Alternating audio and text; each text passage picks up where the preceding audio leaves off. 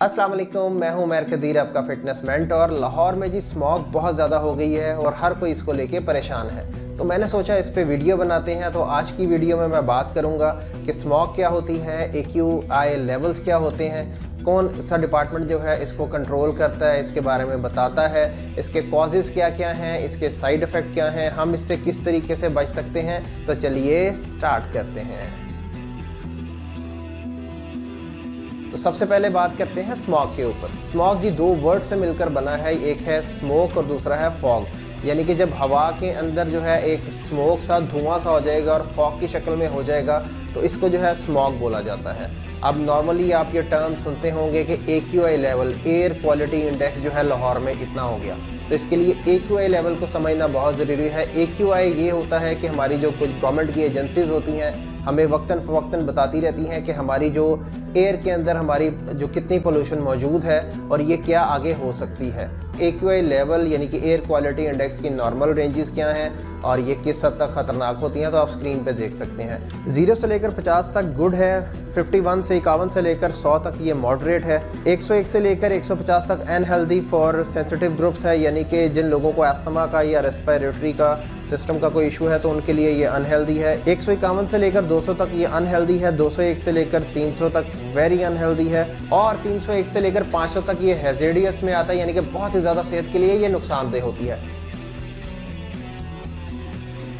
अब इनको देखता कौन है? लाहौर के अंदर कज़ाफ़ी स्टेडियम में नेशनल हॉकी स्टेडियम के सामने इनका ऑफिस है एनवायरमेंटल प्रोटेक्शन डिपार्टमेंट का, तो वो जी इसको देखता है और वही इसको जो है वो हमें इसके बारे में बताता है कि इस टाइम क्या चल रहा है।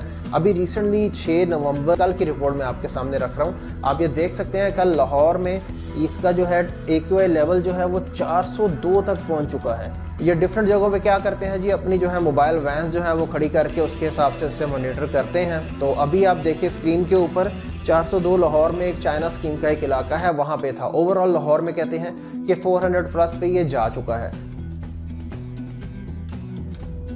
इनके कॉजेज़ क्या क्या होते हैं उस पर बात कर लेते हैं। सबसे पहले तो ये जो गाड़ियाँ जो हमारी रोड्स पे चलती हैं, जो पब्लिक ट्रांसपोर्ट है या कोई रिक्शा वगैरह है या कोई आम ही जो जनरल पब्लिक की जो कोई भी जो गाड़ी है, अगर वो धुआं छोड़ रही है या वैसे ही नॉर्मली भी चल रही होती है तो वो कोई ना कोई जो है वो पोल्यूशन जो है वो क्रिएट कर रही होती है। इसके अलावा जो भट्टे जो ईंटे के होते हैं वो वहाँ से जब वो वर्किंग करते हैं, ऑपरेशनल होते हैं, तो वो ओल्ड फैशन के थ्रू जी वो अपना एक प्रोसेस चला रहे होते हैं, तो उससे भी बहुत ज़्यादा जो है ये हवा के अंदर जी बहुत ज़्यादा पोल्यूशन ये क्रिएट हो जाती है। इसके अलावा आप ये जो कूड़ा वगैरह जलाया जाता है उससे भी ये क्रिएट होती है। जो फसलों के जो बाकियात होते हैं उनको भी बाद में जलाया जाता है और इस तरह के जितने भी एलिमेंट्स हैं वो इसके अंदर इन्वॉल्व हैं और इसकी वजह से जो है ये पोल्यूशन जो है वो क्रिएट करते हैं।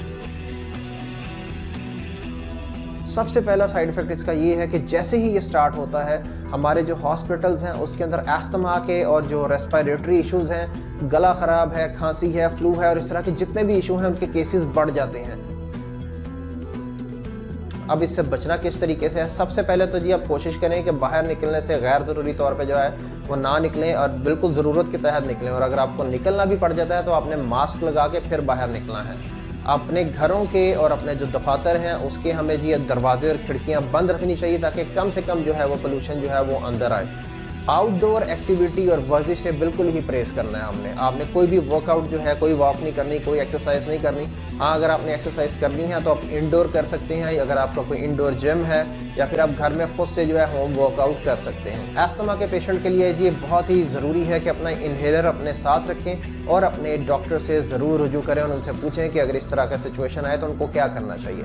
जिन लोगों को रेस्पिरेटरी सिस्टम का कोई उनका इशू है तो उनको कोशिश करना चाहिए कि ऐसी जगहों पे ना जाएं जहां पे वो रश की वजह से फंस जाएं और उनको कोई इसमें जो है सीरियस प्रॉब्लम भी हो सकती है।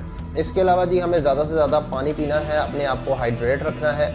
अदरक का कावा जी हम बना के शहद के साथ मिला के पी सकते हैं। अदरक जो है वो एंटी इन्फ्लेमेटरी होता है और हमारे जो कंजेशन के इशू है, रेस्पिरेटरी के जो भी इश्यूज़ हैं उसको जो है इसके लिए बहुत अच्छा होता है, बहुत ही हेल्पफुल साबित होता है। इसके अलावा जी हमें मैग्नीशियम रिच फूड का इस्तेमाल जो है वो साथ में कर देना है।